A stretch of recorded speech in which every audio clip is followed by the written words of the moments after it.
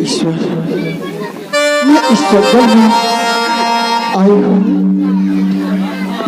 कब से मैं अपने स्थान ढूंढ आखिर में नहीं देख पाया इस भयानक जंगल में, क्योंकि मुझे चौथा वर्ष बिताना है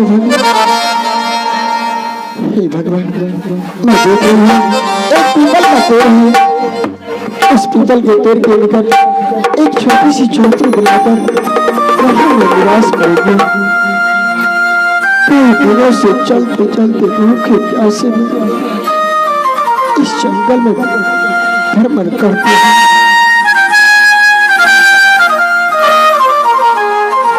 मेरे स्वामी तो राजमहल में राज चलाते होंगे, कितना खुश होगा छोटी बहन के साथ। परंतु आज ये अभागन जंगल में फंस रही है।